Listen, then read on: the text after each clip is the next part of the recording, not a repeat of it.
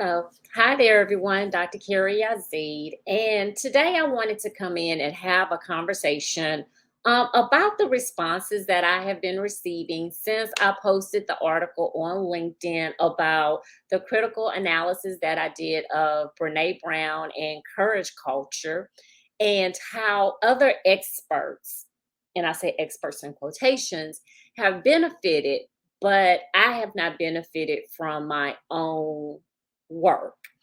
Um, and so if you've read the article, you know about the events that have led up to me even having to write that about basically the stealing of Black women's intellectual property.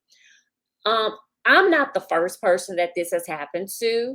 And since releasing that, I have had a lot of people, both Black and Brown women, reach out to me and say, yes, this has happened to me. I'm so glad that you're speaking out about this. Like, this is just ridiculous. So there were some naysayers, and I'm gonna get into that in a second as well. But the events that led up to this was in the end of December 2021. I wrote a critical analysis about courage culture, which is really what Brene Brown focuses on very heavily. Her writings are about courage culture and vulnerability. And basically, in my initial article, I talked about how it is dangerous for Black and Brown women. We don't have the same privileges as our white counterparts, especially in the workplace. When we look also at the subjects and the participants of Brene Brown's research studies, she's really interviewing corporate America executives. Well, again, if you look at the statistics on who makes up corporate America leadership, it's not Black and Brown women. So the information that she's getting really pertains to white men, even though she is pushing it as this self help information for really suburban white women. Honestly, Brene Brown is not talking to Black and Brown women. And a lot of Black and Brown women have struggled with her work. But instead of them saying, this just isn't working for me, they internalize it as if they are doing something wrong, that they aren't applying everything. And some of that is also in her writing. It's like, if you don't do the work, then it's your fault. Well, what happens when you do the work and you're doing all of the steps that are listed in these books and it still doesn't work? Well, instead of saying that maybe it's because I wasn't writing for Black and Brown women, I was writing for white women in suburban America, but my research subjects are really white men in corporate America and retired white male veterans. So let's just keep it real. That's why a lot of this is not working for people. And I have a lot of naysayers. There are people out there who don't agree with me, and that's fine. I'm not making any of this up. If you do the research, you go down a rabbit hole, you dig, she tells you who her research participants are. Who are the individuals that she is actually surveying and getting their stories? But I digress. So I wrote the article, talked about how it's dangerous because we as Black and Brown women don't have the same privileges. When we take off our armor and we are vulnerable, especially in the workplace, but also in society in general, no one is going to say, well, sit down and tell me what's going on. And I want to know how you're feeling. And, that's the whole basis of courage culture, is that you're vulnerable. And in you being vulnerable, that is where you grow and that is where the company grows. Well, that doesn't happen for Black and Brown women. When we go in and we're vulnerable, we take off our armor, we start talking about how we really feel about the events that are taking place, about the microaggressions, about the biases that we are experiencing, about the blatant racism. We are quickly labeled as being aggressive. We are problematic. We are hard or difficult to work with. I have been called those things just from writing the article, mainly by other Black people, mainly Black men. Yeah, I've had a few Black men to say that I'm a problematic Black woman based on my initial Brene Brown article. And basically, what was being said is that I need to stop complaining and just be happy. And we all just need to get along. But then what you're doing is you're really feeding into systemic racism. You're also continuing to silence the voices of Black women, which is my initial complaint. So after I wrote the article, it goes viral. I have had within a month of writing it and putting it on my website, I had over 30,000 views to just that article. If you go to Google and you put in courage culture, my article shows up on the first page of Google. You know how hard that is to show up on the first page of Google. I wasn't even trying. I didn't write this article for it to go viral, but it did. And so after that happened, um, it was subtle. I started realizing that, okay, if I comment on people's posts, these posts are going viral on LinkedIn. I noticed I had an influx of new followers on Instagram and also Twitter. Um, I didn't realize that the article was on the first page of Google until like yesterday. Like I just decided to Google it, Google courage culture, and I was like, oh damn, like I'm on the first page. Okay, that might be a reason why this has gone viral too. But then I had an instance where someone tagged me on LinkedIn about a social work program at a PWI, primarily white institution. Their social work graduate program was they actually developed a curriculum to train other social workers, clinical social workers, on the dangers of courage culture using my article. I was never contacted. I don't know if the people cited me or not. All they did, and the person who developed the curriculum, the author of the curriculum, didn't tag me. Someone else tagged me. And they tagged that person as well. Well, that person never reached out to me. And I actually reached out to them to connect with them. They've never accepted my request to connect. Um, but that's how I found out that it was being used. And so I'm just kind of like, wait, hold, pause. Like, that's my intellectual property. Like, am I going to get paid for this? Are you citing me? Did you get my permission? Do I know that you're using it the correct way? And these series of events started happening back to back to back. So the article goes viral every once in a while. Like someone will post it, it catches on like wildfire. It's like that, the article that just keeps giving. So a gentleman out of London actually posted it. He discovered it last week, shared it with his following in the UK. It went viral again. And so he and I were communicating. And so he was like, Dr. Carey, are you getting podcast interviews? Dr. Carey, are you getting requests for speaking engagements? I was like, no, like I've only had one panel discussion. And for that panel discussion, they used my image, they used my name to draw this big crowd to attend this virtual event. 5 seconds. And I kid you not, like right before we were supposed to go live, it was just like, oh yeah, and by the way, we're not going to say anything negative about Brene Brown. And I was just like, we're talking about my article. Like, what do you mean? It's just like, we're going to keep it positive. And then I realized that I wasn't allotted the amount of time to speak as the other panelists. So it wasn't about hearing from me or hearing about me speaking about the article. It was about promoting these other panelists and and what they're doing in the field of diversity, which that's going to be a whole different video for another day. And so I was just kind of like, they used me. Like I really felt a certain kind of way. Like I was really pissed off about that. Then the next instance that happened was I had a live um podcast interview. It was great. It was phenomenal. I had a great time, right? Well, at that time, I was actually working for a company as a diversity officer. Well, nosy coworker listened to the podcast, felt that I said something negative about the company, which the podcaster and I still can't figure out what they were talking about.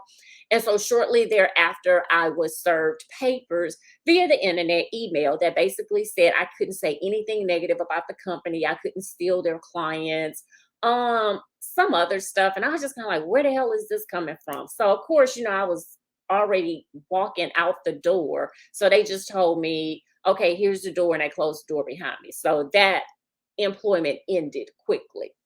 Um, and I guess they hadn't done their research to see like who I was and what I talk about on social media, that that I critique cultural events, and that I talk about stuff like this, like stuff that happens with black and brown folks that I think is discriminatory.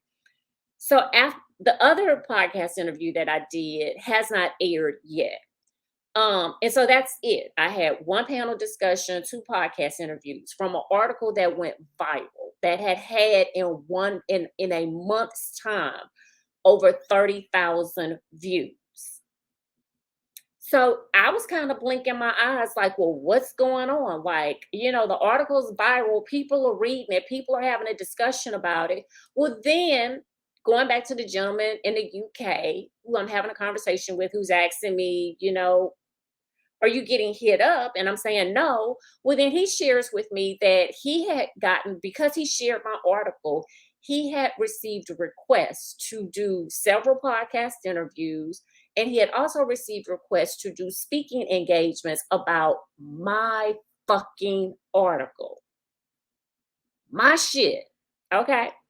So he was like, he told them, I'm not versed in this. I just shared the article. Why don't you all reach out to the author? Like Dr. Yazeed is very approachable. And their response, and he said all of the people who contacted him, their response was, no, we don't want to hear from her. We want to hear from you.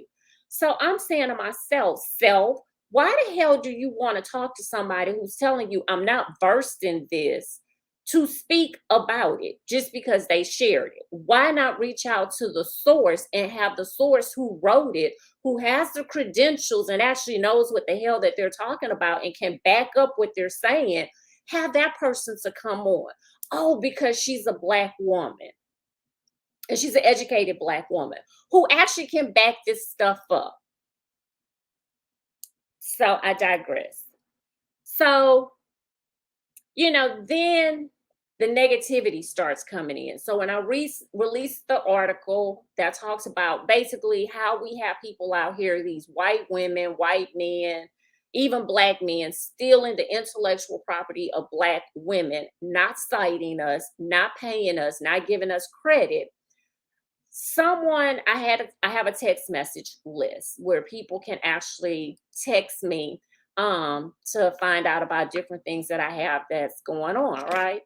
And so somebody texts me and they are just kind of like, this is where you can text me. So someone on my text list, I sent out a response to basically say like, hey, this is the article on LinkedIn, go over and check it out. Well, someone responds back. And so I don't have names, it's just their phone numbers. And they basically tell me, like, it just sounds like you're complaining. And what are you going to do about it? And I'm saying to myself, and this is an honest, raw conversation. I'm looking at it and I'm already feeling a certain kind of way. And somebody's sending me a text message saying that I'm complaining. Yeah, you're fucking right. I'm complaining. I'm complaining because this happens too often to Black women, where our shit is stolen. We're not given credit. And then some white woman comes along, she takes it, and her career is elevated. And they become multimillionaires. I say this with all of my chest, that Brene Brown, if you dig back through old interviews, she talks about how the work of Bell Hooks influenced her work on courage, culture, and vulnerability. And it was taken from her book, All About Love.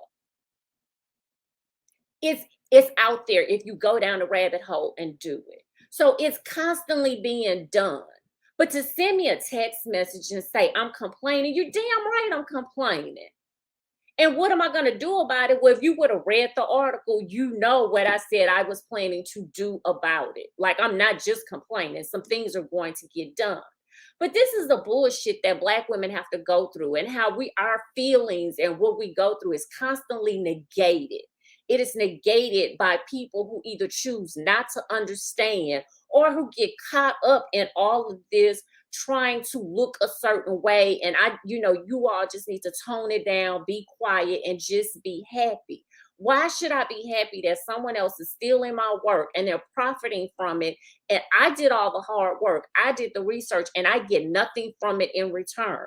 That you're going out here, you're trying to interview people who are not experts. They just shared the damn article, but you want them to come and speak, because all of that, what it does is it continues to contribute to the miseducation of Black and brown folk in America. When you bring in non-experts who don't know what they're talking about, who is just, they're just glazing over the information, it's we're being miseducated. And that these podcasters and these people who are asking them to come in and speak for engagements, that they're contributing to that miseducation. So yes, I get mad about that kind of stuff, especially when my name is on it. But you couldn't bring me in, you couldn't pay me. Get out of here. Then I had someone to send me a message after they messaged me on Twitter and wherever else, LinkedIn. And I respond back, and they go on to tell me, well, the reason that you're broke is because of the people that are in your circle. What in the hell are you talking about? Like, that's not what the article was about. And so I told the person, like, you need to go back and read the article, because that's not what it was about. But then they go on to tell me how, if I work with them, that they can help to put me on. Sweetie, you really didn't read the article when I just said it within less than a month, 30,000 people read it. But I'm looking at your LinkedIn profile and you only have 2,000 people following you. What exactly are you going to do for me?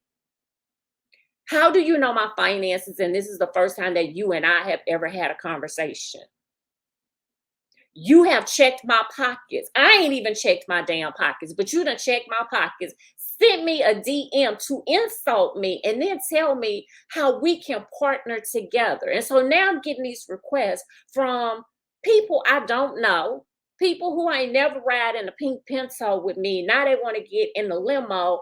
And it's just that we can partner together and we can make a great team. Why do I want you on my team? Because that's what it's going to be. You are going to be on my team. I'm not going to be on your team. You're not going to benefit me. I don't even know you. They bring nothing to the table, but they want to piggyback off of me. So, I'm dealing with that bullshit from people as well. But then I had the outpour of people, mainly white women and Latino women, who reached out to me to say, we understand. How can we help? How can we support you? What is it that we need to do? And so some, I am actually meeting with them. We're having conversations, we're having discussions. Have I been approached to do a speaking engagement? I've only had one white male to reach out to me to do a lunch and learn for a membership program that he has. I have not had anyone to contact me to do any speaking engagements. I have not been reached out to by anyone to do any more podcast appearances. And it appears that they're reaching out to the people who are resharing the damn articles. Not me. Not me. So moving forward, yes, I'm planning to have that article and a few other articles copyrighted.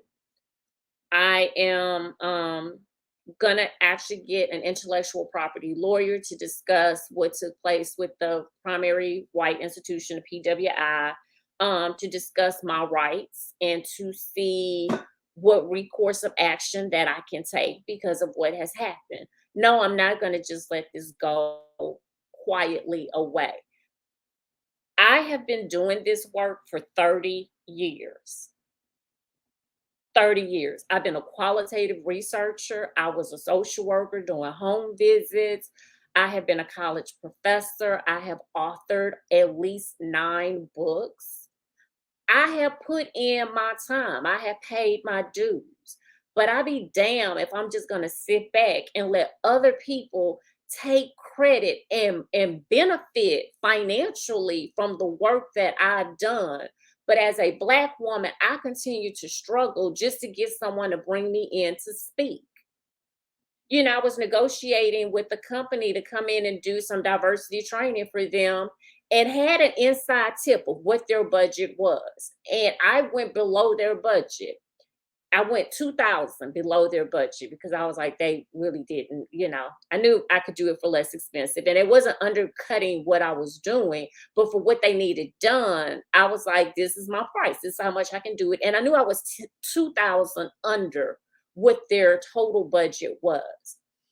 They got back to me and told me that I didn't fit within their budget and they decided to go with someone who was less expensive. When I went to my inside source and told them what this company had said to me, they were just offended and they apologized and it was just like, I'm sorry. That's your people over there. And yes, the company was white. I had another company. It was actually I was negotiating to do a speaking engagement for a conference. And after the article came out, after my former employer and I fell out, this conference just said, we're not going in that direction. We're changing course. Really? Okay. Yeah. So, had lost that opportunity. So, when black women are talking about how our intellectual property is being stolen and how we're not being given credit and we're not being cited, nor are we being paid, this is the kind of stuff that's going on behind the scenes, that we are losing opportunities because we speak up, because we are sharing information that can actually benefit black and brown people, because some of us aren't playing by the rules. We're not playing by the rules of white society. We've come in and we've said this is how it's going to be done, because see, all of this vulnerability and courage culture shit y'all talking about, we can't do that. When we do that, we're going to get mislabeled. And so we're just going to come in and do our own thing. But see, even in us doing our own thing, even if we talk about diversity, which, like I said, that's going to be a different interview, a different video, we are outcast. And so we aren't given those same opportunities. We have to walk a fine line. I've had people to ask me, why aren't you considered like, a LinkedIn creator or one of their top black voices? Well, look at the people that they choose and look at what they talk about and then look at what they don't talk about. Those blacks are chosen for a reason. Those of us who have big followings and that are really saying something, LinkedIn is staying far the hell away from us. Speaking of LinkedIn, LinkedIn also, basically, the article that I wrote about how black women's intellectual property is being stolen, LinkedIn has stopped it. Like, it's there, but no one is commenting, no one is reading it. It just came to a dead stop. So if we don't think that algorithms and people behind the algorithms are manipulating the information that people receive, you're sadly mistaken. Hence why I started my own platform, why I started Baldwin Was Right, this newsletter, me doing lives, me doing videos, and then I also have a Retired High Girl, which is my fun newsletter, like my outlet. But yeah, I started Baldwin Was Right. I also have my own website so that I can be in control. So that when LinkedIn decides that we don't want you on our platform anymore, because 2 years ago they did do that, they put me off the platform because a white woman said I was bullying her. Disregarded the fact that she came in my DM and was very disrespectful, and I dragged her. Hey, you wrote the rules. I'm playing by them. You're in my DMs. That's like coming in my hood and you standing on my doorstep disrespecting me. I'm not just gonna stand there and keep letting you disrespect me.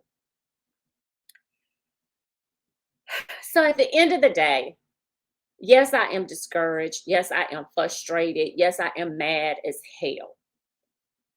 I am mad because again, I put in 30 years of being a researcher, getting a PhD, being a college professor, being an author, having everything and checking all the boxes. But here I am where my shit is being stolen. I'm not being cited, and people don't want to pay you. It is frustrating. And so when I speak, yes, I'm speaking from a place of anger. You can take it as me complaining. I don't care. I really don't care what you take it as. Because if you see this as complaining, what you're doing is you're still negating the whole picture. And you're just looking at a small segment. And you believe that I should just be happy, and all the other black women who are having their shit stolen, we should be happy with the crumbs that we get. So to that, I look at you as like you just another house nigga. You out there like all the rest of them is yes master, no master. You need to be happy. But my black ass is out in the field doing all the damn work, and I'm not getting the credit. I'm being discarded. I'm getting the crumbs. And I don't function like that. And it's time for us as black women to stand up and to speak out, to stop suffering in silence, to stop taking these breadcrumbs that they keep throwing at us, and throw the breadcrumbs back and be like, no, let's sit down at the table. We about to have a whole meal. This might be the last supper, but we all about to eat. I'm not eating the crumbs off the floor anymore. So I wrap this video up to say three things. Cite black women, pay black women, and if you're going to use the work of a black woman, you need to consult that black woman. If you want to learn more about me, read other articles that I've written because you're here on Baldwin Was Right. You can go and check out my website, drcareyyazeed.com. Again, if you'd like to join my text messaging list and know when I put new posts out. And again, I don't have time to spam people, so you might get a text once a week if that. You just have to text the word diversity to 74121. So again, my name is Dr. Carey Yazeed. If you are not subscribed to Baldwin Was Right, please sign up because you do get email notifications when new articles are posted here. And if you'd like to support the work of a Black woman, become a monthly subscriber to Baldwin Was Right. It's only $7 a month. Thank you again. And if nothing else, please support a Black woman today.